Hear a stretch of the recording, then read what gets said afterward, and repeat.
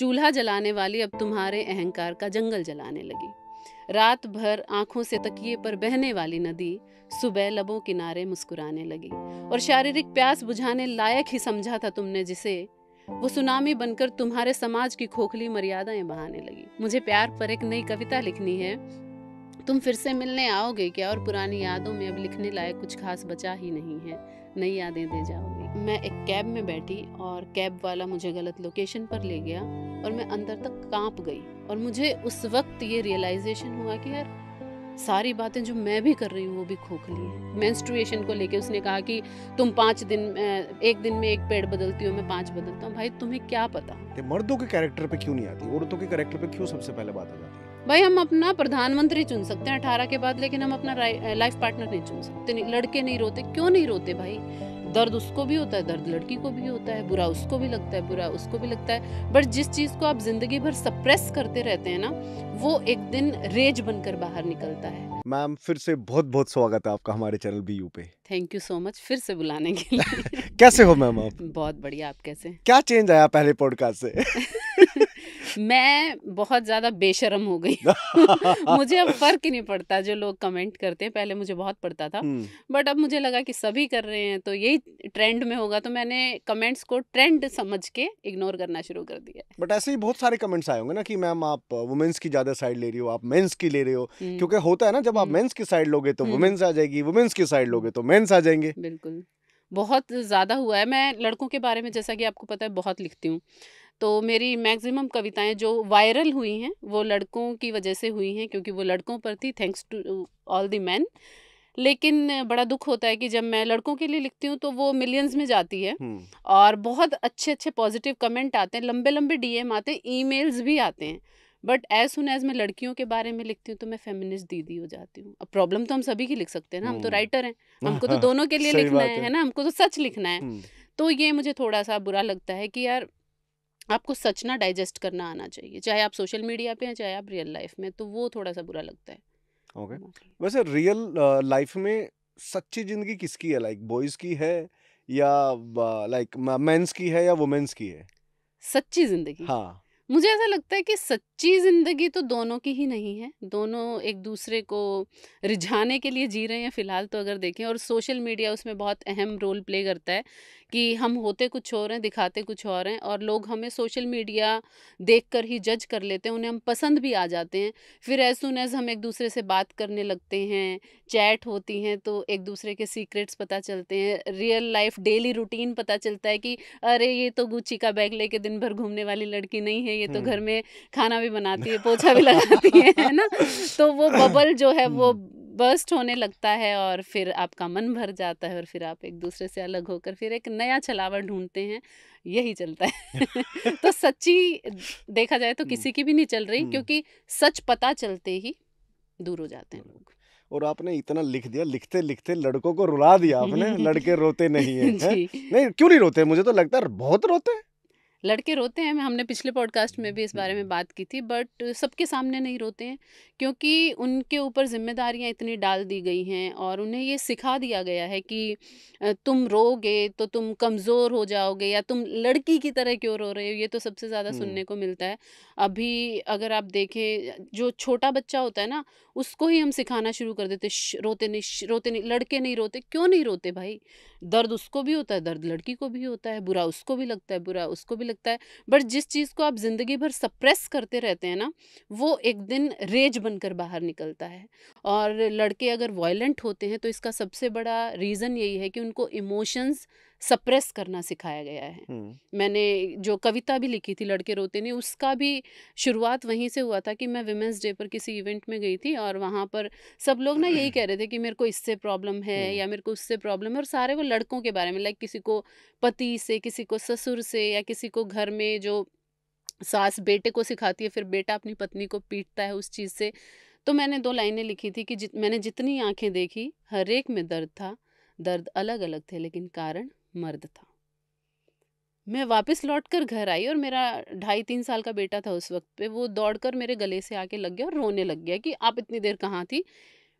मुझे ना बड़ा पछतावा वो उन 2 लाइनों पर जो मैंने पहले लिखी थी, कि मैंने कहा यार ये छोटा सा बच्चा बड़ा होकर जब मर्द बनेगा और किसी की आंखों में दर्द का कारण बनेगा तो किसे गलत कहा जाएगा, मुझे, मेरी परवरिश या मेरे बेटे को। तो तब मैंने लिखा था कि जो बचपन में दौड़कर माँ की छाती से चिपक जाते हैं, ज़रा सी खरोंच आने पर आसमान सर पे उठाते हैं, कोई बुरा सपना आने पर रात को सहम कर उठ जाने वाले वो लड़के बड़े होकर किसी और की ज़िंदगी को बुरा सपना कैसे बनाते हैं। लड़के रोते नहीं, लड़के शर्माते भी नहीं हैं, लड़कों को कौन सिखाता है, हम ही तो सिखाते हैं। और फिर शिकायत भी हमें ही रहती है जब वो पत्थर दिल हो जाते हैं। पर क्या सोचा है कभी कि हम जैसी कोमल माँओं से पैदा होने वाले वो नन्हे नन्हे फूल बड़े होकर सूखा पत्ता कैसे बन जाते हैं। पर सवाल है आपसे कि क्या पत्ता जब सूख जाता है तो उसके एहसास खत्म हो जाते हैं? नहीं। एहसास खत्म नहीं होते, जिम्मेदारी होती है उन सूखे पत्तों पर भी पूरे पेड़ की, इसलिए वो खुद गिरकर नए पत्तों के लिए जगह बनाते हैं। और जब ठोकरों के साथ मिट्टी में मिल जाते हैं उनके जज्बात सारे, तब भी वो लड़के रोने को एक कंधा तक नहीं पाते। पर सच कहूँ तो लड़के रोते भी हैं, डरते भी हैं और शर्माते भी हैं। पर कहीं ना कहीं हम वो माएँ हैं जो उन्हें उनकी संवेदनाएं छिपाना सिखाते हैं, क्योंकि हमें ऐसा लगता है कि इस दुनिया भर के कांटों का सामना कैसे करेगा ये नन्हा सा फूल, और हम उन्हें जिम्मेदारियों की बेड़ियों में उलझाते हैं। Wow, really amazing ma'am. शुक्रिया। मेरे मन में 2-3 डाउट्स हैं, जी। ठीक है? उसको आई थिंक बहुत बेहतर तरीके से आप एक्सप्लेन कर सकते हो। जब भी हम कोशिश। कैरेक्टर की बात करते हैं जी। ना, इसमें चाहे मर्द का कैरेक्टर हो या औरत का, हम्म। कहीं न कहीं इसमें सोशल मीडिया का बहुत बड़ा रोल रहता है। जी। जब भी हाँ, अगर एक लड़का या आज का न्यू जनरेशन जो रील्स वगैरह या कुछ भी ऐसा हम्म। बना रहे हैं सोशल मीडिया हम्म। पे, तो वो चल जाता है, उसको बड़ी वाहवाही हो जाती है। हम्म। लेकिन अगर एक लड़की हम्म। सेम वही काम कर रही है, वो भी हम्म। रील्स बना रही है, हम्म। एक अच्छे वे में, हम्म। ठीक है? तो कहीं न कहीं उसके कैरेक्टर पे बात आ जाती है। मर्दों के कैरेक्टर पे क्यों नहीं आती? औरतों के कैरेक्टर पे क्यों सबसे पहले बात आ जाती है? क्या मर्दों का कैरेक्टर इम्पोर्टेंट नहीं है? बिल्कुल है, लेकिन सोसाइटी तो मर्दों ने ही बनाई है, हमने थोड़ी बनाई है। हुँ, तो हमें शुरू से ये सिखाया गया है कि तुम्हें मर्यादा में रहना है, तुम्हें घर में रहना है, तुम्हें पर्दे में रहना है, बट एज सुन एज तुम पर्दा उठाओगी तो तुम बेहया हो जाओगी। तो इस पर भी मेरे पास कुछ लाइनें हैं कि हुँ, जो धधकती थी उसके दिल में, अब उसकी आंखों में नजर आने लगी। चूल्हा जलाने वाली अब तुम्हारे अहंकार का जंगल जलाने लगी। रात भर आंखों से तकिए पर बहने वाली नदी सुबह लबों किनारे मुस्कुराने लगी। और शारीरिक प्यास बुझाने लायक ही समझा था तुमने जिसे, वो सुनामी बनकर तुम्हारे समाज की खोखली मर्यादाएं बहाने लगी। निशब्द सब कुछ सहने वाली संस्कारी नारी जिस दिन अपने लिए जीने लगी, बेहया नजर आने लगी। हो, होता क्या आ रहा है पुराने ज़माने से कि औरत को सिखाया गया ये नहीं करना, ये नहीं करना, डोंट ही सिखाए गए, डूज तो उसको बेचारी को पता था कि सब कुछ मुझे ही करना है, घर हुँ, का और रिश्तेदारी का और ये सब। बट जब भी वो अपने लिए कुछ वक्त निकालती थी या कुछ ऐसा करती थी, अपनी मनमानी करती थी, तो तुम तो ना बेहया हो, तुम्हारा कैरेक्टर खराब है, उसे जैसे ही बोलते थे वो ना दुबक के वहीं बैठ जाती थी। तो अब इसको बनाया हथियार पैट्रियार्की ने कि इसके ना कैरेक्टर पे उठाओ दो सवाल, जैसे ही तुम कैरेक्टर पे सवाल उठाओगे ये वहीं रुक जाएगी। किसी भी फीमेल को किसी भी एरिया में या किसी भी फील्ड में आपको अगर दबाना है, आपको रोकना है, बस उसके कैरेक्टर पर एक सवाल उठा दो, क्योंकि वो अपने कैरेक्टर को लेकर बहुत फ्रेजाइल होती है, क्योंकि तुम्हें कहा जाता है ना हमेशा बचपन से कि तुम तो घर की इज्जत हो। तो हुँ, उसे पता है मेरी इज्जत तो घर की इज्जत है, और मेरे कंधों, दोनों कंधों पर, एक पे मायके की, एक पे ससुराल की, मैं तो लेकर चल रही हूँ। और अगर मेरे पे सवाल उठेगा, मेरी इज्जत पे सवाल उठेगा, तो दोनों घर की इज्जत पे सवाल उठेगा। तो वो वहीं बैठ जाती है। क्या कर सकते हैं? आदमी आदमी का यही है कि यार ठीक है, लड़का है वो तो चलता है। इवन एक किसी बहुत बड़े पॉलिटिशियन ने भी ये रिमार्क दे दिया था कि लड़के हैं, लड़कों का तो चलता, वो तो कर सकते हैं, नहीं करेंगे तो कहाँ जाएंगे। बट जब कैरेक्टर की बात आ रही है तो मुझे लगता है दोनों बिल्कुल इक्वल होने चाहिए ना। अगर आप इक्वालिटी की बात करते हो मेंस एंड हम्म। वुमेन्स की, तो कैरेक्टर भी तो इक्वली होने चाहिए। क्योंकि सर इक्वालिटी की सिर्फ बात हो रही है ना, इक्वालिटी मिल थोड़ी रही है। आपका क्या टेक है इस पे? मेरे को तो यही लगता है इक्वालिटी की सिर्फ बातें होती हैं। हुँ, क्योंकि अभी जब फेमिनिज्म की जो लहर अगर मैं हुँ, बात करूं आई, तो फेमिनिज्म का जो मीनिंग था, एक्चुअल मीनिंग, उसका मीनिंग ये नहीं था कि मुझे लड़कों के बराबर बनना है। फेमिनिज्म का इकलौता मीनिंग ये था कि जो मेरे बेसिक राइट्स हैं वो मुझे मिलने चाहिए। सबसे पहली बात तो हम ये कहते हैं opposite gender, opposite, we are not opposite genders, we are just different genders. भगवान ने बनाया है, हम एक दूसरे की तरफ आकर्षित भी होते हैं, एक दूसरे के साथ भी रहते हैं, फिर एक दूसरे के अगेंस्ट कैसे खड़े हो जाते हैं। मैं इवन सोशल मीडिया के कमेंट्स में देखती रहती हूँ कि लड़कियाँ लड़कों को गालियाँ दे रही हैं, लड़के लड़कियों को गालियाँ दे रहे हैं, शाम को एक दूसरे के साथ तुम कैफ़े में जाके कॉफ़ी भी पी रहे हो। अगर दूसरा जेंडर इतना हम्म। ही बुरा है तो भाई हम्म। तुमको चाहिए क्यों वो? हम्म। तुम अकेले-अकेले रह लो, 2 दुनिया बना लो। हम एक दुनिया का हिस्सा हैं, हमें ये मानकर चलना होगा। तो हम एक दूसरे से अगेंस्ट नहीं हैं, हमें एक दूसरे के साथ ही चलना है और ये सोसाइटी तभी चलेगी। बट ये फेमिनिज्म को जो गलत ट्रैक पर ले जाया गया, मैं ये नहीं कहूँगी लड़के लेकर गए या लड़कियां लेकर गई, बट इसका जो बहुत ही गलत इस्तेमाल किया कुछ लड़कियों ने किया, कुछ लड़कों ने किया, उसने सारा इक्वेशन ही हिला के रख दिया, गड़बड़ा दिया। अब बेचारी जो लड़की सही काम भी कर रही है, उसको सही बात, इवन मैं जो बोल रही हूँ मेरे को भी फेमिनिस्ट दीदी कह दिया हम्म। जाएगा या फेमिनिस्ट का टैग दे दिया जाएगा। बट सही बोलने पर भी फेमिनिस्ट को अब गाली की तरह इस्तेमाल किया जाता है या फेमिनिज्म वर्ड को गाली की तरह इस्तेमाल किया जाता है, जो कि जिसका ये मतलब था ही नहीं। हमें लड़कों के बराबर होना ही नहीं है, हमें सिर्फ अपने राइट्स चाहिए कि मैं रात को 11 बजे अगर काम कर कर लौट रही हूँ और एक कैब में हूँ या एक बस में हूँ तो मुझे डर नहीं लगना चाहिए जैसे किसी लड़के को नहीं लगता। हम्म। अगर मैं स्कूल में जा रही हूँ, कॉलेज में जा रही हूँ, तो मुझे मोलेस्टेशन का खतरा नहीं होने चाहिए जैसे किसी लड़के को नहीं होता। राइट। मुझे पढ़ने का राइट होना चाहिए, मुझे विदेश में जाकर यूनिवर्सिटी में जाकर पढ़ने का राइट होना चाहिए जैसे किसी लड़के को होता है। मेरे माँ बाप को ये डर नहीं लगना चाहिए कि ये तो घर की इज्जत है, वहाँ पे जाकर अगर कुछ हो गया तो मेरे घर की इज्जत पर सवाल उठ जाएगा। ये इक्वालिटी हमको चाहिए, दैट इज़ फेमिनिज्म। लड़का अगर शराब पी रहा है, मुझे भी शराब पीनी है, दैट इज़ नॉट फेमिनिज्म। लड़का अगर सिगरेट पी रहा है, मेरा मन नहीं है लेकिन क्योंकि मुझे कूल दिखना है, क्योंकि मैं बहुत मॉडर्न दिखना चाहती हूँ, उसके लिए मैं सिगरेट पीऊँ, दैट इज़ नॉट फेमिनिज्म। क्योंकि आपको ये भी लड़कियों को सोच कर चलना होगा कि आपको अगली जनरेशन को जन्म भी देना है। तो हम्म। उस वो आपको अपने बॉडी का ख्याल रखना बहुत ज़्यादा ज़रूरी है। लेकिन बहुत सारी लड़कियों ने इसका गलत मीनिंग निकाला, बहुत सारे लड़कों ने सही फेमिनिज्म का गलत मीनिंग निकाला और लड़कियों ने भी उसको गलत तरीके से इस्तेमाल किया। तो दोनों ही इसमें बराबर के भागीदार हैं। ओके। जब भी हम वुमेन एम्पावरमेंट की बात करते हैं तो जी, उसमें बहुत सारी चीज़ें आ जाती हैं, बट उसमें जी, एक बड़ी ज़रूरी चीज़ है वुमेन सेफ्टी। जी। अगर मैं आपसे पूछूं कि वुमेन सेफ है आज की डेट में हमारे यहाँ पे? सर कुछ हद तक सेफ हैं, लेकिन वो डर अभी भी बना हुआ है। मैं अभी हम पहले भी डिस्कस कर रहे थे पॉडकास्ट से पहले कि 2 दिन मैंने विमेंस डे पर खूब भाषण दिया, हम्म। खूब कविताएँ सुनाई, खूब कविताएँ लिखी, विमेन एम्पावरमेंट पर भी लिखी। बट मैं एक कैब में बैठी और कैब वाला मुझे गलत लोकेशन पर ले गया और मैं अंदर तक कांप गई और मुझे उस वक्त ये रियलाइजेशन हुआ कि यार सारी बातें जो मैं भी कर रही हूँ वो भी खोखली हैं। मैं कितनी भी हम्म। एम्पावरमेंट की बातें कर लूँ, कितनी भी विमेन सेफ्टी की बातें कर लूँ, मैं सेफ नहीं हूँ जब तक मेरा जो दूसरा समाज का जेंडर है, दूसरा समाज का जो हिस्सा है, वो मुझे सेफ फील नहीं कराएगा। अगर मैं कैब ड्राइवर हूँ और आप कैब में बैठे हैं, आप बिल्कुल नहीं डरेंगे। लेकिन अगर आदमी कैब चला रहा है और मैं कैब में बैठी हूँ, रात के 11 बज गए हैं और लोकेशन गलत है, तो मैं डर रही हूँ। तो यहाँ पर कौन कौन लैग कर रहा है? एज अ सोसाइटी हम लैग कर रहे हैं। ओके। अभी आपने समाज की बात करी। जी। जब भी हम कुछ ऐसी बातें करते हैं, लाइक मतलब कुछ भी ऐसा गलत होता है या हम्म, कुछ भी हम्म, सही होता है, तो हम्म, हम एक समाज को लेके आ जाते हैं। हम्म। हम किस समाज की बात कर रहे हैं फिर, अगर वुमेन ही सेफ नहीं है, कौन से एग्जैक्टली, समाज की बात कर रहे हैं? बिल्कुल। क्या टेक है आपका इस पे? मैं यही कहती हूँ कि समाज ना लोगों से बनता है और समाज की सोच वही है जो लोगों की सोच है। मैं समाज का हिस्सा हूँ, आप समाज का हिस्सा हैं, हम कलेक्टिवली समाज का हिस्सा हैं, आपकी पूरी टीम समाज का हिस्सा है। अगर मैं अपने में एक सुधार लाऊंगी तो कहीं ना कहीं मेरे उस सुधार से प्रभावित होकर जो हम बात कर रहे हैं, हो सकता है इससे 4 लोग प्रभावित हो जाएं, हम्म। 5 लोग गालियां भी दे सकते हैं लेकिन 4 लोग प्रभावित भी होंगे।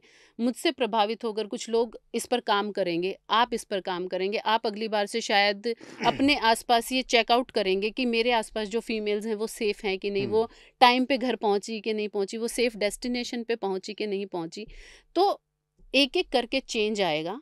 हम समाज का हिस्सा हैं, बट जैसे कि आपने कहा कि हम कौन से समाज की बात करें जब फीमेल ही सेफ नहीं है, तो सर हम बातें ही तो कर रहे हैं, वही तो कह रही हूँ, चेंज नहीं ला रहे हैं, हम उसके लिए कोई कदम नहीं उठा रहे हैं। जयपुर की बात बता रही हूँ मैं, हम्म। वहाँ पे ऐसे ही लोकेशन गलत डल गई थी। मैं 1.5 घंटा रोड पे रही, मुझे 1.5 घंटे में एक पुलिस वाला नहीं दिखा वहाँ पर। हम्म।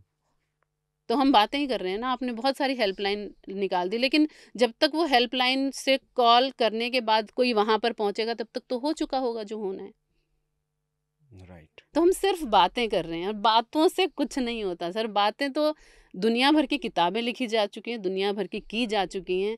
तो ये तो वैसे ही है जैसे वो चुनाव से पहले वो एक छपता है ना बस वो छपता ही है, वही बातें हैं। लास्ट टाइम जब पॉडकास्ट हमने किया था तो एक जी, हमने पार्ट डिस्कस किया था जिसपे हम बहुत ज्यादा लंबा डिस्कशन नहीं कर पाए थे, विच इज जी, बाउंड्रीज। बाउंड्रीज। अब जब भी बाउंड्रीज की बात आती है तो हम यही समझते हैं क्रिकेट बाउंड्रीज, हुँ, हुँ, ठीक हुँ। है। हुँ, हुँ। लेकिन रिश्तों में बाउंड्रीज हस्बैंड वाइफ के, हुँ, हुँ। बॉयफ्रेंड गर्लफ्रेंड के, हुँ, हुँ। दोस्तों में हुँ। क्या होता है एग्जैक्टली इस चीज को थोड़ा सा एलाबरेट करोगे, बाउंड्रीज किस लिए जरूरी है? बाउंड्रीज़ इसलिए ज़रूरी हैं सर, देखो अति तो नमक की भी आपके लिए नुकसानदायक हम्म। है और मीठे की भी। तो अभी अगर हम बात करें, एक रिश्ते में हैं हम, मान लो या तो गर्लफ्रेंड बॉयफ्रेंड है या फिर हस्बैंड वाइफ हैं। मैं आपका फ़ोन चेक कर सकती हूँ, आप मेरा फ़ोन चेक कर सकते हैं, इसमें कोई बड़ी बात नहीं है। लेकिन अगर आप मेरी हर चीज़ पर ही क्वेश्चन उठाएं, तुम ऐसा क्यों पहन रही हो, तुम ऐसा क्यों कर रही हो, लेकिन आप वो सब कर रहे हैं जो आप करना चाहते हैं, या फिर मुझे आपने इतनी आज़ादी दे दी है कि मैं जो चाहूँ वो कर सकती हूँ और उस आज़ादी का मैं नाजायज़ फ़ायदा उठाऊँ। हम्म। तो वहाँ पर बाउंड्री काम आती है कि आपको ये तो पता हो कि आप किससे बात करनी है, लेकिन आपको ये पता होना भी बहुत ज़रूरी है कि आपको कितनी बात करनी है और किस हद तक बात करनी है। आपके बैक ऑफ द माइंड आपको ये पता होना चाहिए कि I am committed to someone, जिसने मेरे को इतना सपोर्ट किया है कि मुझे भरोसा करके कहीं भी भेजा है, या मैं जा भी रही हूँ उसके भरोसे की वजह से जा रही हूँ, चाहे वो आदमी है चाहे औरत है। मुझे वहाँ जाकर ये पता होना चाहिए कि एक रिश्ता है, उसकी मर्यादा है, मुझे उसको क्रॉस नहीं करना है। चाहे आप गर्लफ्रेंड बॉयफ्रेंड है, चाहे आप हस्बैंड वाइफ हैं, that is called boundaries. Okay. Relationship में बहुत ज़रूरी इसलिए हैं क्योंकि आजकल हम भूल जाते हैं, किसी का मैसेज आया और बात करते करते करते करते सारी लिमिट्स क्रॉस कर जाते हैं। फिर वहाँ से लौट कर आना, एक तो गिल्ट साथ लेकर आता है, और एक वो कहते हैं ना आदमखोर हो जाता है जब शेर हम्म। के मुंह पे खून खून लग लगे। जाता है, तो वो वाली बात हो जाती है। जब आप एक बार बाउंड्रीज तोड़ते हैं तो आप बार बार तोड़ते हैं। ओके। अभी आप बाहर एक कविता सुना रहे थे, जी। वो एक बार सुनाएंगे प्लीज आप? जो फीमेल्स वाली थी, हाँ। हाँ, वो कविता मैंने लिखी थी कि हम जो काम कर रही हैं औरतें, जो फीमेल्स हैं, वो हमने क्यों करना शुरू किया। क्योंकि हमें ऐसा लगा कि जो घर का काम है हम सारा दिन करते हैं, लेकिन हमें इज्जत नहीं मिलती है। आदमी को बहुत इज्जत मिलती है। आप ये बहुत गहरी बात है, आप सोच कर हम्म। देखिएगा कि आदमी को हमेशा परिवार में इज्जत क्यों मिली, क्योंकि वो पैसा कमा कर लाया। तो आदमी की इज्जत नहीं, पैसे की इज्जत है। पैसे की इज्जत अगर है। अगर मर्द घर का पैसे कमा रहा है तो उसको हर जगह पे इज्जत एग्जैक्टली। मिलेगी, घर में भी और समाज में भी। हाँ। और अगर वो नहीं कमा रहा ना, हाँ। तो ना तो वो समाज में इज्जत ना मिलेगी घर ना में मिलेगी घर मिलेगी। में। ये बड़ी औरत आपने को बिल्कुल सही बोला। औरत को ऐसा लगा कि यार ये आदमी जो पैसा कमा के ला रहा है ना, इसकी बहुत इज्जत है। हम्म। तो मैं क्या करती हूँ, मैं भी काम करती हूँ, मैं भी पैसा कमाती हूँ, क्योंकि जो मैं दिन भर करती हूँ ना, उसको तो इज्जत ही नहीं मिल रही, क्योंकि उसको पैसा नहीं मिल रहा। आदमी मुझे 1 मिनट में सुना देता है कि तू तो मेरे टुकड़ों पर पल रही है, लेकिन वो टुकड़े पका तो वही रही है ना, उसके काम की कभी इज्जत नहीं मिली। तो हम्म। मैंने उसके लिए वो लिखा था कि जब भी कोई स्त्री घर का काम खत्म करके कुछ देर अपने लिए जीने को बाहर निकलती है, चाहे वो नौकरी करे या व्यापार या फिर हो कोई कलाकार, वो घर में रहने, रोड पर चलने, अपने साथ काम करने वाले पुरुष की आंखों में अपने लिए केवल इज्जत देखना चाहती है। पर अफसोस, लाख कोशिश करने पर भी मानसिकता नहीं बदल पाती है। वो नकारती है अपना पीछा करती निगाहों को, जवाब देती है अपने कपड़ों पर उठते सवालों का। पर अफसोस, एक दिन या तो बेहया कहलाती है या फिर बेबस होकर घर में बैठ जाती है। समाज ऐसा है कि वो इज्जत पाने की कोशिश में अपनी इज्जत ही दांव पर लगाती है। हम्म।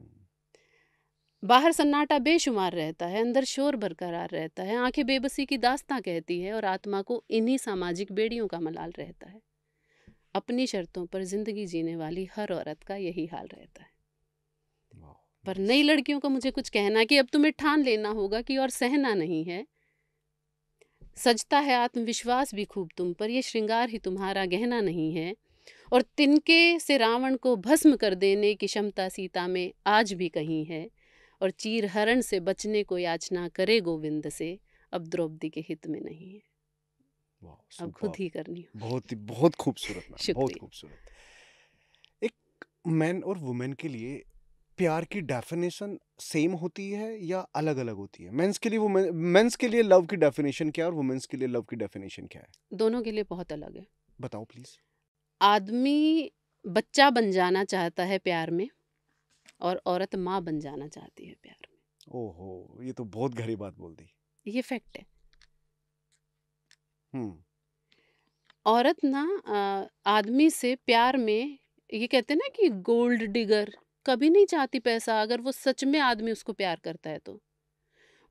आप देखना, गोल्ड डिगर भी वो उसी के साथ है जिसका उसको पता है कि वो प्यार नहीं कर रहा। वो सिर्फ या तो फिजिकल अट्रैक्शन की वजह से हम्म। साथ है, या फिर हम्म। टाइम बीइंग के लिए साथ है। जिससे वो सच में प्यार करेगी ना, उससे वो सिर्फ माँ जैसी इज्जत और माँ की तरह ही निस्वार्थ प्यार चाहेगी। और बच्चा बन जाता है वो आदमी जो स्त्री से प्रेम करता है। मैं एक एक चीज़ सुनाती हूँ, इस प्लीज पे मुझे प्लीज। एकदम से याद हाँ। आ गई। अक्सर ना लड़कियां बहुत रोती हैं, उनको कहते हैं तुम रोती ही रहती हो। और कभी आपने किसी औरत को अगर सोते हुए देखा हो तो मोस्टली ना आदमी के कंधे पर सर रख लेती है। वो क्यों करती है ऐसा, आपने कभी सोचा इस चीज़ का? नहीं। आदमी बहुत कम रख पाता है ये कंधे पर सर। एग्जैक्टली, मैं अभी एक रील देख रहा था तो मैंने जी, अनु को दिखाया जी, कि जी। ऐसे हस्बैंड बैठा है, ऐसे वाइफ हुँ, बैठी है, कंधे वाली बात हुँ, बता हुँ, रहा हूँ। हुँ, तो हुआ क्या, ऐसे ऊपर उनके वो चल रहा था कि हुँ, मेंस और वुमेन्स ऐसे बैठे हुँ, हुए, हुँ, हस्बैंड वाइफ बैठे हुए हुँ, थे। हुँ, तो हस्बैंड को ऐसे दिखा रखा था कि 99% प्रॉब्लम, वुमेन्स को दिखा रखा था 1% प्रॉब्लम। हुँ। वुमेन्स ने ऐसे सर रखा तो वो सारी प्रॉब्लम मर्द पे आ गई। ये देखा था मैंने। नहीं, मैं आपको एक चीज़ हाँ। सुनाती हूँ इस पे, और ये फैक्ट है, आप हम्म। किसी औरत से पूछ लेना ये, कि जब भी कोई स्त्री किसी पुरुष के कंधे पर सर रखकर सोती है, वो उन मजबूत बाजुओं में अपने लिए सुरक्षा नहीं ढूँढती। हम्म। क्योंकि जिस वक़्त वो उसके कंधे पर सर रख के सोती है, तो उस स्त्री के कान होते हैं उस पुरुष के दिल के बेहद करीब। और वो कोशिश करती है उसके दिल की धड़कनों में सुनने की अपना नाम। वो उस धड़कते हुए दिल पर हाथ रखकर जान लेती है वो सारे इमोशन, सारी संवेदनाएँ जो पुरुष कभी बोल कर नहीं बताता। वो उस सोते हुए पुरुष के ज़ोर से धड़कते दिल को सहलाकर उसे ये विश्वास दिलाती है कि तुम मेरी बाजुओं में बिल्कुल सुरक्षित हो। वो अपने लिए सुरक्षा नहीं ढूँढती। वो तुम्हें प्रमाण देती है कि तुम सुरक्षित हो। अमेजिंग। औरतों को ना हमेशा ये चाहिए होता है कि मैं तुमसे बिलॉन्ग करती हूँ, आई बिलॉन्ग टू यू। तुम हमें अपनी मतलब माँ की तरह, जैसे होता है ना बच्चा बिल्कुल अधिकार जमा देता है, वैसे अधिकार जब तभी वो बार बार पूछती थी क्या मैं अच्छी लग रही हूँ। तुम्हारी वैलिडेशन क्यों ज़रूरत है उसको? क्योंकि वो चाहती है कि तुम अधिकार जताओ, लेकिन एक वस्तु की तरह नहीं, एक व्यक्ति की तरह। पुरुष की ये गलती होती है कि वो औरत पर वस्तु की तरह अधिकार जमाने लगता है। बस इतना सा फ़र्क है आदमी और औरत की मोहब्बत में। ये हमारे समाज की विडंबना है ना? ओके। एक लास्ट वाले पॉडकास्ट में एक लाइन और थी हमारी, जी। और वो एक आई थिंक मैंने किसी रील में भी देखी थी कि औरत को मर्द ढूंढने नहीं पड़ते। हाँ, वो क्या था एक वो, ऐसे ही था ना, हाँ, औरत को। औरत को मर्द ढूँढने नहीं पड़ते, मर्द ढूँढते हैं उन्हें। औरत को। हाँ, बट वो, वो एक वेब सीरीज़ है, हाँ पाकिस्तानी ड्रामा है वो। हाँ, बट ये ना सोशल मीडिया पे बहुत ट्रोल हो रहा है, ठीक है। हुँ। बट हकीकत इसमें आप बताओ कि ऐसा नहीं है। इसमें ऐसा मैं बताती हूँ क्या, वो जो पूरा ड्रामा है हाँ। उसका एक एपिसोड है हम्म। ये। और वो इतनी खूबसूरत बात कहती है। वो एक्चुअली ऐसे उस पे ट्रेन में आमने-सामने बर्थ पे बैठे होते हैं, और वो उसको पता है कि वो जो आदमी है ना, वो ट्राई कर रहा है उस औरत पे। बट वो उसको समझाती है कि तुम्हें ऐसा लगता है कि तुम पहले आदमी हो, तुम पहले मर्द हो, वो उसकी स्केच भी हम्म। बनाता है। ऐसे 300 और हैं। जैसे हम्म। मैंने अभी थोड़ी देर पहले कहा था, लॉयल्टी इज़ अ चॉइस। वो वही समझाने की कोशिश करती है, कहती मेरा पति, मुझे पता है कि इस टाइम में जब मैं यहाँ पे बैठी हूँ ना, उसकी एक गर्लफ्रेंड है, उसके साथ चीट कर रहा है मुझे, और वो सच में कर भी रहा था। लेकिन मैं ये सोचती हूँ कि अगर मैं आज उसको छोड़ देती हूँ, तो मैं जब दूसरे मर्द के पास जाऊँगी वो भी यही करेगा। क्योंकि ऐसा पता नहीं साइंटिफिकली है कि आदमी का मन जो है वो बहुत चंचल होता है, हम्म। वो बहुत जल्दी भर जाता है, वो दूसरी तरफ आकर्षित जल्दी हो जाता है। तो वो इस लाइन से यही समझाने की कोशिश कर रही थी कि मुझे पता है तुम मुझ पर ट्राई कर रहे हो, लेकिन लॉयल्टी एक चॉइस होती है। जैसी जैसे मैं अभी अपने पति की सारी जो नेगेटिविटी है वो सोख रही हूँ और फिर भी उसको माफ़ कर रही हूँ, वैसे तुम्हें भी अपनी पत्नी के पास वापस लौट जाना चाहिए। क्योंकि ना तो दुनिया में आदमियों की कमी है, ना औरतों की कमी है, कोई भी किसी को किसी के साथ भी चीट कर सकता है। और सबसे बड़ी विडंबना ये है कि अगर तुम्हें लग रहा होगा कि तुम पहले इंसान हो जो मुझे इम्पोर्टेंस दे रहे हो, तो औरतों को मर्द ढूंढने नहीं पड़ते। मर्द खुद ही ढूंढ लेते हैं औरतों को, क्योंकि वो अट्रैक्टेड हो जाते हैं। मर्द उन्हीं औरतों को, या औरत उन्हीं मर्दों को ढूंढेगी जो एक्चुअल में दोनों अगेंस्ट होंगे, अगेंस्ट अपने रिलेशन को लेके। हम्म। ना तो मर्द ऐसी औरत को ढूंढेगा, ना औरत ऐसे मर्द को ढूंढेगी। बट वहाँ पर ये दिखाया गया था। देखो सर, अभी हम कहते हैं कि जैसे लड़कियाँ ऐसी रील क्यों बनाती हैं, देख भी तो लड़के ही रहे हैं ना।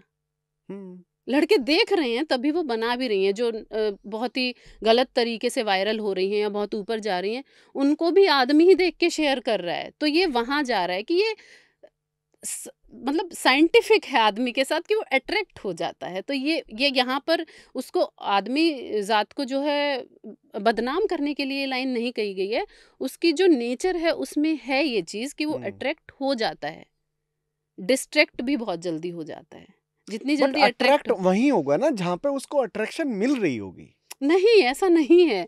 मतलब हाँ, एक टाइम जैसे आप किसी की तरफ अट्रैक्ट हो गए, वो सामने से भाव नहीं दे रही है, फिर आप हट जाते हाँ, हो। एग्जैक्टली। बट यही तो बात है ना कि पहले और औरत नहीं जाती किसी भी आदमी के पास। औरत के डीएम में 500 रिक्वेस्ट पड़ी होती, मेरे डीएम में अभी भी पड़ी है, लेकिन मैंने अभी किसी भी आदमी को पिछले 10 सालों में सामने से डीएम नहीं किया है कि तुम मुझे बहुत खूबसूरत लग रहे हो। समझ रहे हो? ये वाला वो कॉन्सेप्ट बताने की कोशिश कर रही थी कि आदमियों की लाइन लगी रहती है हमारे मैसेजेस में, हमारे ईमेल्स आते हैं लंबे-लंबे कि आप बहुत खूबसूरत हैं, आप ऐसा हैं, मुझे पसंद है, व्हाट्सएप नंबर दे दीजिए। हाँ, वो यहाँ पे ये बताने की कोशिश कर रही थी कि आदमी करता है अप्रोच, और आप भी मानेंगे कि हम्म। करते हैं लड़के अप्रोच।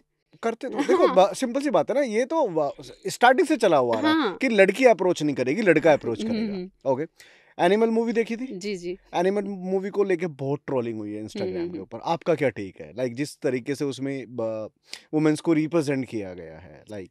मुझे उसमें वही लॉयल्टी इज़ अ चॉइस वाली बात एक तो सबसे बड़ी लगी कि वो चीट करके आके कहता है कि तुम मुझे माफ़ कर दो, और जब वो जाता है लास्ट में तो कहता है कि तुम शादी मत करना, मैं मर जाऊँ तो।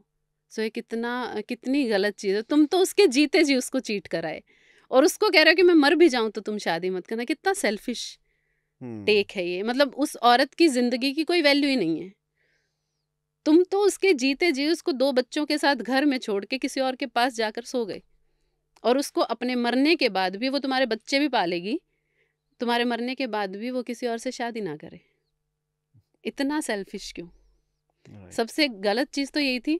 दूसरा तो ख़ैर उसमें सोशली भी बहुत उसमें गलतियाँ थी कि आप एक पिता के लिए आप हज़ारों लोगों को मार देते हो और आपको पुलिस कुछ नहीं करती है, ना या वो फिर तो वो तो मतलब बिल्कुल ही थी। अलग था। बट अगर मेल फीमेल का देखें तो ये मुझे सबसे गलत लगा, और जिस तरह से उसमें विमेन को ट्रीट किया है उसने, वो भी ऑब्जेक्टिफाई किया है बहुत बार। लाइक मेंस्ट्रुएशन को लेके उसने कहा कि तुम 5 दिन 1 दिन में 1 पैड बदलती हो, मैं 5 बदलता हूँ। भाई तुम्हें क्या पता?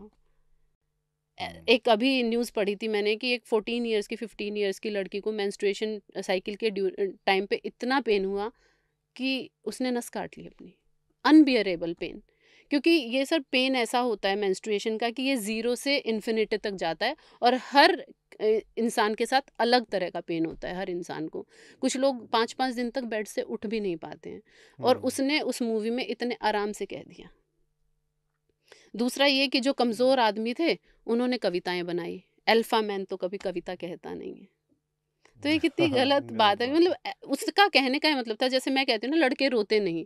वो यही कह रहा है कि अच्छे जो असली मर्द होता है वो रोता नहीं है, वो फ्रेजाइल नहीं होता है, वो इमोशनली मतलब अपने इमोशंस कभी एक्सप्रेस भी नहीं करता है। तो फिर वो इंसान कहाँ हुआ? वो तो जानवर हो गया। इसलिए हम्म। तो उसका नाम एनिमल रखा है। राइट। तो उसमें सारी प्रवृत्ति जानवर वाली है। जानवर ही ऐसा करता है। राइट। आप सोशल मीडिया पर देख रहे होगे कि हुँ। Relations like man and female को लेके ना हुँ, हुँ। बहुत टॉक्सिक हो गए हैं। जी। क्या टेक है आपका इस पे? मैं अभी अपने हस्बैंड से डिस्कस कर रही थी कि आप भी रील्स देखते हो कभी-कभी जब हम बैठे होते हैं, तो आप हर तरह की रील्स आती हैं, आप हम्म। कभी कमेंट क्यों नहीं करते कि हम्म। तुम गलत हो, हम्म। तुम ये हो, तुम वो हो? हम्म। गालियाँ नहीं लिखते यार किसी को। हम्म। तो वो बड़े अच्छे से कहते हैं कि मेरे ऊपर ज़िम्मेदारियाँ हैं, मुझे और बहुत काम है। मैंने कहा यार ये बात भी सही है। मैंने कहा तो ये जो इतने सारे कमेंट्स आ रहे हैं हमारी वीडियोज़ पे ढेर सारे, और नेगेटिव और टॉक्सिक, ये कैसे आ रहे हैं? तो उन्होंने यही कहा कि देखो, जिसके पास कोई काम नहीं है उसके पास यही काम है। सही सही सही जवाब दिया सर ने। अब लोगों को ना इजी मनी, इजी उनको ना बड़ी चुल एक आती है कि जब उनके कमेंट पर 1000 लाइक आ जाते हम्म। हैं, और वो अगली बार 4 गालियां और एक्स्ट्रा लिखता है। तो हमने ही इसको इतना ज़्यादा टॉक्सिक बना दिया क्योंकि हम इसको इम्पोर्टेंस बहुत देने लग गए हैं। हम अगर इन कमेंट्स को इम्पोर्टेंस देना बंद कर देंगे और हम अपनी बात वही कहेंगे जो हम कहना चाहते हैं, तो बात दूर तक जाएगी और बात सही लोगों तक जाएगी। बहुत टॉक्सिक हो गया है। और कहीं न कहीं फिर ना, आपने भी देखा होगा कि जब हम पढ़ते हैं ना कि ये कमेंट आ गया था और उस पे इस बार मैं ये बात नहीं बोलूँगी या इस बार मैं हुँ। तो हम ना अपने थॉट्स पर फ़िल्टर लगाना शुरू कर देते हैं, इस टॉक्सिसिटी की वजह से। बट आप कहीं भी चले जाओ, कितना भी काम कर लो, हर आदमी को गालियाँ पड़ रही हैं सोशल मीडिया पे। तो आपको ये मानकर चलना होगा कि ये जो टॉक्सिक लोग हैं, ये चंद मुट्ठी भर लोग हैं जो 15-15 प्रोफ़ाइल बना के रखते हैं और टॉक्सिसिटी फैलाना इनका काम है। आपको अपना काम करते रहना है। और नए लोगों के लिए ये बहुत इम्पोर्टेंट है कि इस ट्रैप में ना फँसें। छोटे-छोटे बच्चे, आपने अभी एक देखा होगा कि एक छोटा बच्चा था जो शायद ट्रांसजेंडर था वो, हुँ। और वो रील बनाता था, तो उसको इतना गालियाँ दी गई, इतना ट्रोल किया गया कि उसने सुसाइड कर लिया। हाँ जी, हुँ। ही वाज़ 13 और 14, मैं मुझे जगह का नाम याद नहीं है, मैंने अभी रिसेंटली पढ़ा था। तो सिर्फ़ इस ट्रोलिंग की वज़ह से किसी की जान नहीं जानी चाहिए, या कि कोई अपनी लाइफ़ में इतना निराश नहीं हो जाना चाहिए कि वो जीना ही बंद कर दे, या वो अपना जो he or she stops to speak his or her mind. तो राइट। ऐसा नहीं होना चाहिए। टॉक्सिसिटी, और जो लिख रहा है ना, उसको भी इतनी ज़िम्मेदारी समझनी चाहिए कि यार, मेरी एक बात से क्या पता किसी की पूरी ज़िंदगी चली जाए, तो क्या मैं अपने आप को ज़िंदगी भर माफ़ कर पाऊँगा? तो हुँ। इस टॉक्सिसिटी से बचने का एक ही उपाय है कि आप उसको इग्नोर करना शुरू कर दीजिए। राइट। अभी एक लॉ पास हुआ है जी। जिसमें अगर आपकी एज 21 साल से नीचे की है तो हुँ। आपको अपने नज़दीकी पुलिस थाने में जाके रजिस्टर्ड करना पड़ेगा, लिव इन रिलेशन के लिए परमिशन लेनी पड़ेगी जिसमें आपके पेरेंट्स का भी अप्रूवल लगेगा। जी। तो ये चीज़ें आपको ठीक लगती है, लाइक मतलब ठीक है ऐसा? जैसा 21 साल की अगर बात कहें, मुझे लगता है कि इसमें ऐसा है कि 21 साल के बाद भी अगर आप लिव इन में रहेंगे, तो भी आपको रजिस्टर तो कराना ही पड़ेगा। हुँ। तो ये तो बहुत गलत है, क्योंकि 2 लोग अडल्ट हैं, साथ में रहना चाहते हैं, ये उनकी चॉइस है।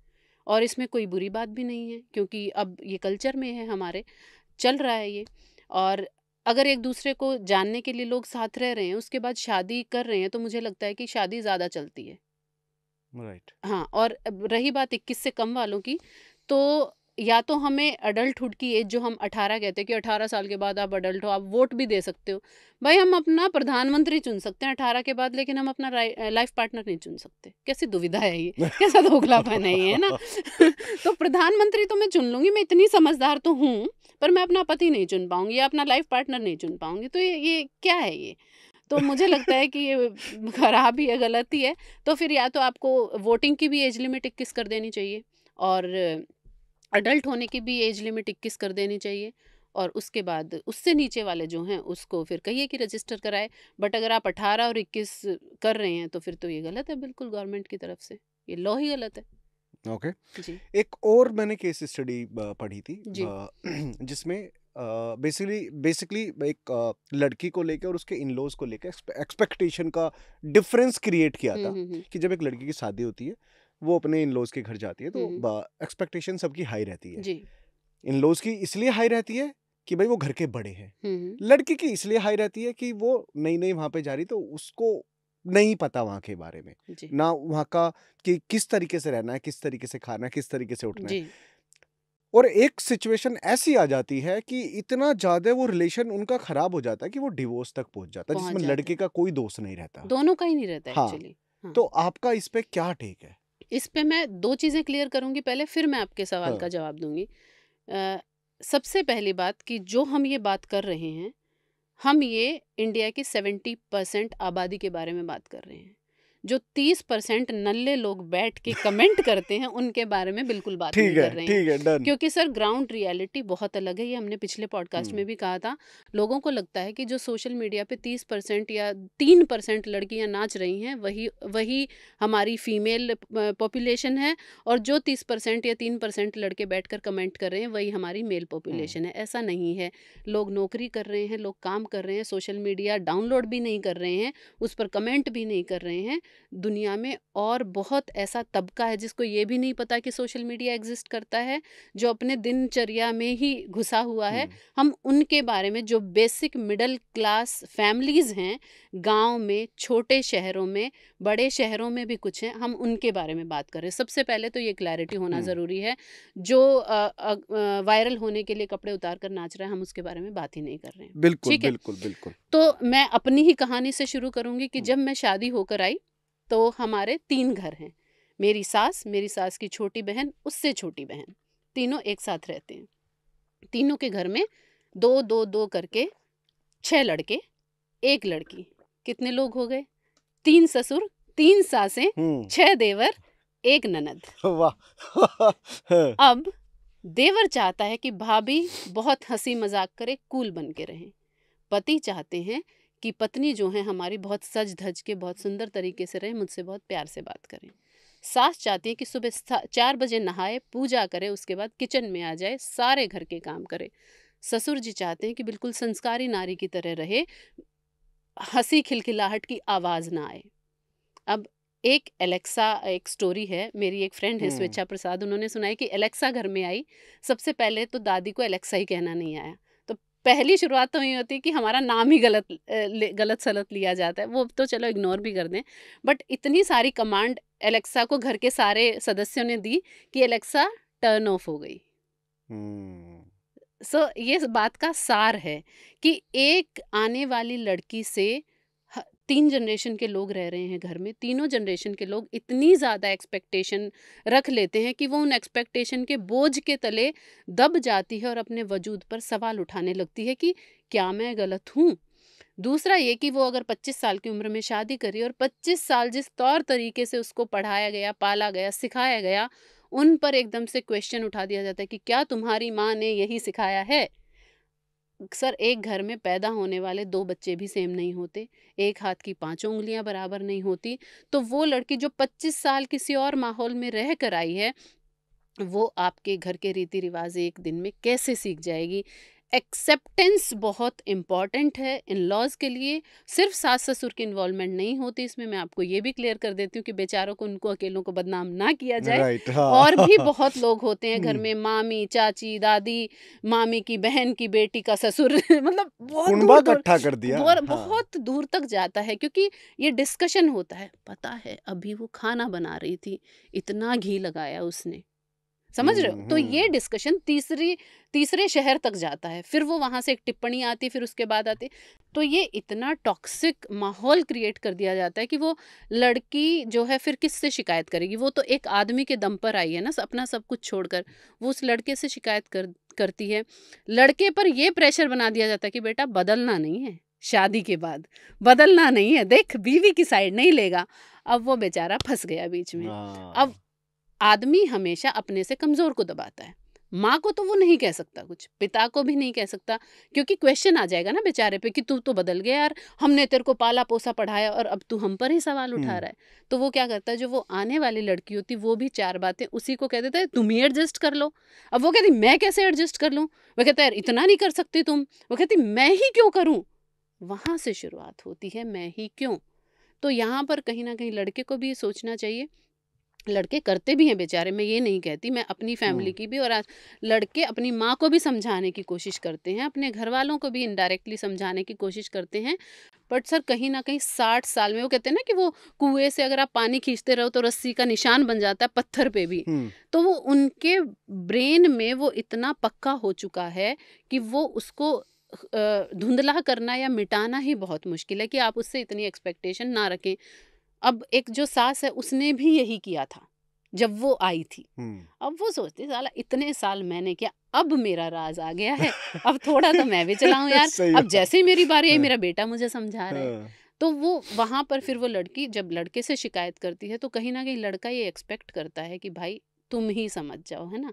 और लड़की ये सोचती है कि यार इतने बड़े घर में एक आदमी तो हो जो मेरी तरफ हो, जो मेरी साइड ले या मेरे हक की बात करे, एटलीस्ट इंसानियत के लिए तो कर ही सकते हैं ना यार। तो वहाँ से प्रॉब्लम शुरू होती है। और फिर ये कई बार तो क्या होता है कि वक्त के साथ लड़की समझ जाती है, कई बार वक्त के साथ इन लॉज समझ जाते हैं, और कई बार दोनों ही नहीं समझते हैं, तो फिर रिश्ता खत्म हो जाता है। अभी हाल फिलहाल में एक लॉ आया है जहाँ पे जी। वुमेन को अगर अपना सरनेम चेंज करना है हुँ, हुँ। तो उसको अपने पति की परमिशन लेनी पड़ेगी। मतलब अच्छा। इतनी छोटी सी चीज के लिए, हुँ, मतलब हुँ। ये लॉ मुझे कहीं ठीक नहीं लगा। हुँ, आपका क्या हुँ। टेक है इस पे? ठीक है, फिर तो वो जब तुम कमरे में बदलाव करोगे तो भी वो आप मतलब आप उसकी परमिशन लेना, या फिर आप नौकरी पर जाओगे तो आप भी उसकी परमिशन लेना, किसी से फ़ोन पर बात करोगे तो आप भी उसकी परमिशन लेना। मतलब ये तो गलत है ना यार। कैसे हो सकता है? 2 लोग हैं, 2 इंडिविजुअल हैं, आप शादी में इसलिए आए हो कि आप एक घर बसा सको, एक रिश्ता चला सको, आगे दुनिया बढ़ा सको। इसमें नाम तो कहीं मैटर ही नहीं करता। नाम तो हम फर्स्ट नेम भी बदल देते हैं जब हम हम्म। प्यार में होते हैं, शोना बाबू कहते हैं। तो राइट, हाँ। तो वो तो क्या क्या फ़र्क पड़ जाएगा उससे? तो ये मुझे लगता है कि ये कहीं न कहीं फिर से वही पुरानी धारणाओं को थोपे जाने और थोपे जाने रहने के तरीके हैं कि कुछ तो रखो यार, कि वो बेचारी पीछे ही रहे तुमसे एक कदम। हम्म। कहीं तो उसको पीछे-पीछे हाथ पकड़ के चलना पड़े तुम्हारे कि तुम रास्ता दिखाओगे तो मैं चलूँगी। बट ऐसा क्या, ऐसा मतलब क्या होगा जब मैन और वुमेन की रेस में वुमेन आगे निकल जाएगी तो मैन पीछे रह जाएगा? क्या हो जाएगा उससे? किस तरह की रेस सर? किसी भी तरह की रेस से? प्रॉब्लम यही है कि रेस कोई चल ही नहीं रही है। नहीं चल रही है। नहीं, हमने अपने मनों में बना ली है, कोई कहीं नहीं चल रही है, हमने बना दिया है इसको। और कहीं न कहीं सोशल मीडिया का इसमें बहुत बड़ा हाथ है। औरत कभी नहीं कह रही कि मुझे आदमी से आगे जाना है। सर, आज मैं बीइंग ए फीमेल ये कह सकती हूँ, फिर मैं वही कह रही हूँ, वो 3% लोग जो कमेंट कर रहे हैं, जो सोशल मीडिया पर ये चीज़ें डाल रहे हैं कि रेस चल रही है, वही वहीं चल रही है। हम्म। मेरे घर में, आपके घर में अभी भी नहीं चल रही। एग्री करेंगे? राइट। 70% जो मेन मिडल क्लास फैमिलीज़ हैं, उनमें अभी भी रेस नहीं चल रही है। ये जेन ज़ी में ही चल रही है। थोड़ी-थोड़े हम्म। जो जिनको अभी जो नहीं पढ़ रहे हैं या जिनको बिल्कुल सोशल मीडिया के अलावा कोई काम नहीं है, उनमें ही रेस चल रही है। बट हाँ, लड़कियाँ अपने हक के लिए आवाज़ उठा रही हैं और उसको हमें रेस कहना बंद कर देना चलो, चाहिए। मैंने मे बी शायद मैंने रेस गलत बोल दिया, बट जी। मुझे एक बात बताओ। लेट्स एग्जांपल, कोई भी रिश्ता है, हुँ, हुँ। हस्बैंड वाइफ का, हुँ, दोनों हुँ। पार्टनर है, हुँ। अगर उसमें वुमेन आगे चली भी गई हुँ, हुँ। तो क्या? मेल क्या ही ईगो जरूरत है मतलब उन चीजों मेल की? ईगो बहुत फ्रेजाइल है ना, मैंने आपको थोड़ी देर पहले भी कहा, मेल ईगो हर्ट हो जाती है।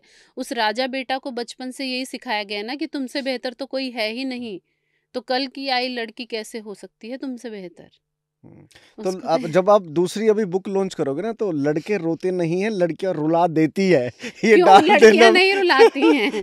लड़कियां किसी को नहीं रुला रही हैं, नाम बदनाम कर रहे हैं आप। हाँ, नहीं वैसे ये अब मैक्सिमम देखो, देखा गया है। प्यार में जब दिल टूटता है तो चल लड़का हो चाहे लड़की, दोनों ही रो रहे हैं ना, वो हम्म। कहीं ना कहीं दोनों ही। अच्छा, ये भी मुझे बड़ा लगता है कि सब प्यार में, सब रिश्ते में, और सब टूटे हुए हैं। वाह। आजकल सब प्यार में है, हाँ। सब डेट पे जा रहे हैं। पहले हम हमारे ज़माने में नहीं जाते थे। सब डेट पे जा रहे हैं, सब कॉफ़ीज़ पे जा रहे हैं, सब टिंडर पे हैं, सब बम्बल पे हैं, सब एक के साथ हैं, फिर भी दूसरा ढूँढ रहे हैं। सब आई लव यू बोल रहे हैं, फिर भी सब प्यार के भूखे हैं। क्यों हो रहा है सब ऐसा? सब लोगों से घिरे हुए हैं, सबके मिलियन-मिलियन फॉलोवर हैं, फिर भी सब अकेले हैं। क्यों हो दुविधा रहा देख रहे हो है? आप? बताओ क्यों हो रहा है ऐसा? क्योंकि हमें ना इतना इतना ज़्यादा चाहिए है, हमारी भूख इतनी बढ़ गई है हर चीज़ में, हम्म। कि हम ना कहीं सैटिस्फाई नहीं हो पा रहे हैं। से राइट। सैटिस्फाई नहीं हो पा रहे। हम ना एक्सप्लोर, एक्सप्लोर, एक्सप्लोर करके, और ये रेस है एक्चुअली। इस रेस में हम लग गए हैं हम्म। कि मैं तुमसे बेहतर, तुम मुझसे बेहतर। ये वैसे बड़ा कॉमन सा सवाल है, बट फिर भी जी। मैं पूछ लेता हुँ। हूँ। लव आजकल मूवी आई थी, हुँ, हुँ। जिसमें उसने बोला था कि सच्चा प्यार एक ही बार होता है, लेकिन वो कहता है साला मेरे को तो 10-15 बार हो चुका है। बट इसके पीछे की क्या, आपको क्या लगता है, सच्चे प्यार एक ही बार होता है? लव आजकल तो फिर भी बहुत पहले बनी थी। हाँ। आजकल लव इज़ कंटेंट। मानते हो आप हाँ, इस बात को? अच्छा। लव इज़ ये कंटेंट। बहुत कंट्रोवर्सी वाला टॉपिक बोल दिया भाई आपने। Love is content these days. हम्म। लोग प्यार पर रील बना रहे हैं, सच्चे प्यार पर, और साथ में बना रहे हैं, और थोड़े दिन बाद फिर अलग होकर किसी और के साथ सच्चे प्यार पर रील बना रहे हैं। तो love is content these days, love is trend these days. प्यार तो है ही नहीं, सिर्फ अट्रैक्शन है, और लव का सिर्फ नाम है, सिर्फ शब्द को इस्तेमाल किया जा रहा है लव को। ओके। प्यार का कोई लेना देना ही नहीं है इन सब चीज़ों से। मैं एक कंटेंट पर ही मैंने लिखा था कि मुझे प्यार पर एक नई कविता लिखनी है, तुम फिर से मिलने आओगे क्या? मुझे प्यार पर एक नई कविता लिखनी है, तुम फिर से मिलने आओगे क्या? और पुरानी यादों में अब लिखने लायक कुछ खास बचा ही नहीं है, नई यादें दे जाओगे क्या? तो लव आजकल कंटेंट हो गया है कि अगर कोई लड़का होगा या कोई लड़की मेरे साथ होगी तो हम अच्छी रील बना सकते हैं। तो इस तरह का। और दूसरा ये कि लोगों के पास ऑप्शंस बहुत हैं, और लव लस्ट को आजकल लव का नाम देकर लोग लव का भरपूर इस्तेमाल कर रहे हैं। Okay. Ji. Why people taking love so casually in today's scenario? Why? वो इसीलिए ना, क्योंकि मिल रहा है आसानी से। लव क्या होता है कि आप एक लव इंसान, नहीं मिल रहा मेरे हिसाब से, फिर वो लस्ट लव मिल नहीं रहा है। मिल रहा, लेकिन हाँ। लव का नाम तो मिल रहा है ना, आप उसको कह तो पा रहे हो ना कि ये लव है। हम्म। प्यार एक ही बार होता है, एक ही इंसान से होता है, और वो हो सकता है कि आपको पहले 15 लोगों से अट्रैक्शन हुआ हो, 16वें बंदे से आपको प्यार हुआ हो, लेकिन ये बात तय है कि जब वो 16वीं बार का जो आपका रिलेशनशिप है या जो अट्रैक्शन है और वो सच्चा प्यार है, तो फिर आपको 17वीं बार ना तो अट्रैक्शन होगा ना प्यार होगा। ओके। हम ये कहते हैं ना कि आखिरी मोहब्बत वो होती है जिसके बाद किसी को मोहब्बत ही ना हो, जिसके बाद हमें मोहब्बत ही ना हो। और आपको आखिरी मोहब्बत के बाद ये पता चल जाता है कि साला इससे पहले जो हुआ था वो मोहब्बत थी ही नहीं। तो लव इज़ दैट थिंग। हो सकता है आपको 15 लोगों से पहले अट्रैक्शन हुई हो, आप 1 साल 1.5 साल किसी के साथ रहे भी हो, लेकिन जब सच्चा प्यार होता है उसके जाने के बाद भी वो इंसान आपके साथ रहता है, और वो प्यार भी कभी ख़त्म नहीं होता, और ये बात भी फैक्ट है कि उसके बाद आपको कोई पसंद भी नहीं आता। ओके। ये वाली बुक है आपकी, हाँ जी। इसमें से सबसे बेस्ट कविता, मतलब अगर मैं पूछूं ये बुक क्यों पढ़नी चाहिए किसी भी लड़के को? किसी भी लड़के को ये बुक इसलिए पढ़नी चाहिए हाँ। क्योंकि मैंने इस किताब का पहले टाइटल पिंजरा दिया था। हाँ। ठीक है। हाँ। मैंने इसलिए दिया था इसका टाइटल पिंजरा क्योंकि मैं वो जज्बात कहना चाहती थी जो लड़के पिंजरे में दबा कर रखते हैं, घुटन में रहते हैं और कभी नहीं कह पाते हैं। लेकिन फिर मैंने 2-4 दोस्तों से पूछा कि यार पिंजरा कैसा लग रहा है? उनको लगा कि क्योंकि फीमेल राइटर है तो वो आपके मन की व्यथा लग रही है, तो मुझे इसका टाइटल चेंज करना पड़ा, लड़के रोते नहीं। तो मैंने तब ये बताया उनको कि इसमें ना लड़कों के लिए बहुत अच्छी-अच्छी कविताएँ लिखी मैंने। मैं एक बार जिम में वर्कआउट कर रही कोई थी। सुना दो फिर आप। हाँ, हाँ। मैं सुना देती हूँ कि एक अभी बहुत चली भी थी वो, हाँ। कि जब हम घर छोड़ते हैं ना, तो जब हम घर छोड़कर फिर से वापस आते हैं, चाहे हम पढ़ाई के लिए जाएँ या फिर चाहे हम नौकरी करने के लिए जाएँ, हम वापस लौटते हैं तो घर वैसा नहीं रहता जैसा हमने छोड़ा था।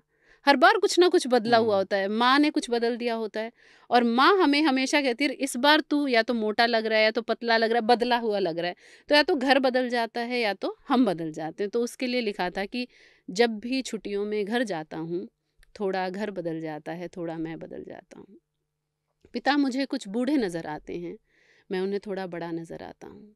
माँ कुछ और भोली हो जाती है, मैं खुद को और समझदार पाता हूँ। चेहरे पर झुर्रियाँ उनके बढ़ती हैं, कंधे मैं अपने झुके हुए पाता हूँ। और अब ना शिकायतें वो बहुत कम करते हैं मुझसे, क्योंकि मैं उनका मौन समझ जाता हूँ।